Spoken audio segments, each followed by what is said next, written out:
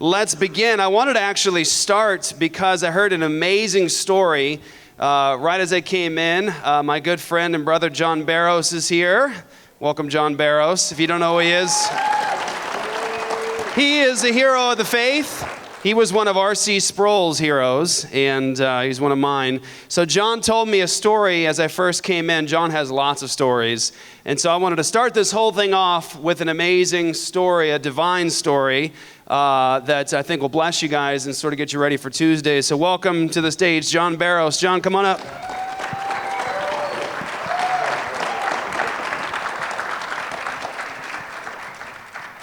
So as John gets up here, I'll let everyone know, if you haven't seen his story yet, go watch Babies Are Murdered Here, Part 1, and Babies Are Still Murdered Here, and you'll see some of John and his work. So I learned about John years ago when the Lord was first calling us into this ministry and mission. For us first, as it is for many people, we were going to the abortion mill for the first time to preach the gospel, to offer help, to save lives. That was the main thing for us in the very beginning, was just going to save the children from death. Many of you guys know, as a result of all that ministry and all the churches that have been raised up, and with the message that all of us share, God has saved thousands and thousands of children from death. But we don't always get to recognize the little steps and the means that God used to create something beautiful and amazing. And for our church, Apologia Church, Marcus's film Babies Are Murdered Here featured John Barros, and it was his story out at the abortion mill that really motivated our church, a very young church, a very small church that had come to life out of a drug rehab. Motivated our people to get out there and start preaching the gospel and saving lives. So John was one of those people that God used to actually start what you see with End Abortion Now in Apologia Church. So thank you, John, for your ministry and everything you've done. Thank you, brother. So John has lots of stories, and he, again, just shared this one with me.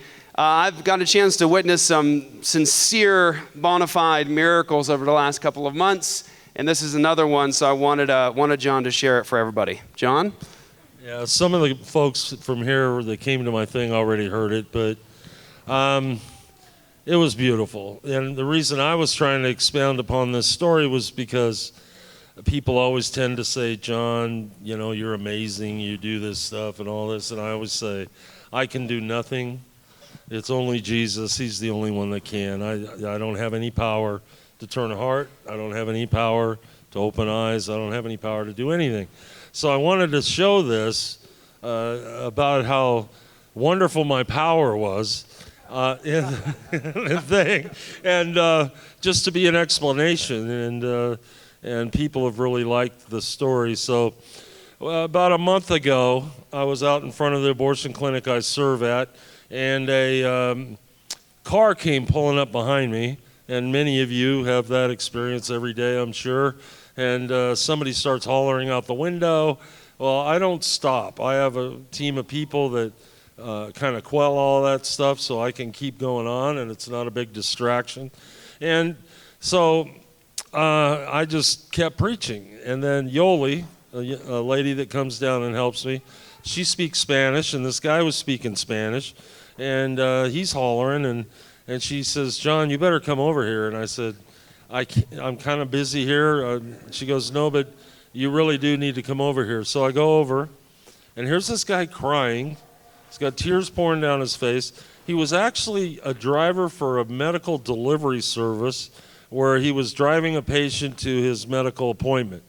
And so the guy in the back understands Spanish, and he hears what's going on. His eyes get like saucers, and he just gets out and walks the rest of the way to his appointment. So here's this guy sitting in the car. He starts telling Yoli his story. She's translating. He says that he was in that abortion clinic, him and his wife, 14 months earlier, and that they had been in there, and during the preaching that God had just literally crushed them and had driven them literally out of the place. And that they had been what we call and you call turnaways. I mean, they don't stop and talk to you. You don't have any idea who they are, where they go, whatever. They're just turnaways. And And it's not like they come and told you they're going to choose life. It's nothing like that. You don't get involved in your life. It's nothing. They just disappear. Well, he shows up, and he's crying, and he's thanking me for preaching. And then he gets his wife on the phone and does FaceTime, like you guys know how to do. I don't, but and here's his wife on the phone crying, and she's holding this baby, and she's saying, thank you, thank you, thank you, and all of this stuff. And then I said, well, thank you. I said, I got to go back over here, and I said, Yoli, invite them to our church, and we'll go to lunch after they come to church or whatever. And so she did that. And then as I'm walking back to the thing to start preaching again, something like hit me. It's like, John, you're missing the whole thing. And I go, Yoli, stop that guy. And she goes, why? I said, stop him. I said, Yoli, he doesn't speak English. And she said, I know. I said, find out how he heard what the sermon was. How did he know what in the world was being preached? And the guy told Yoli there on the sidewalk that they were hearing it in their language. And that's what freaked them out. So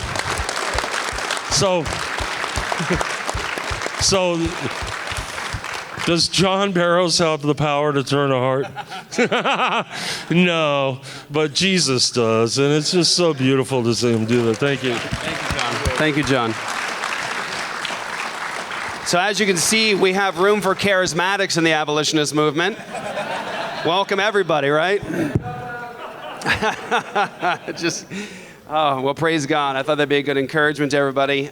John, if you get a chance, talk to John. He really is a hero and a giant in this movement, and he has got some incredible stories.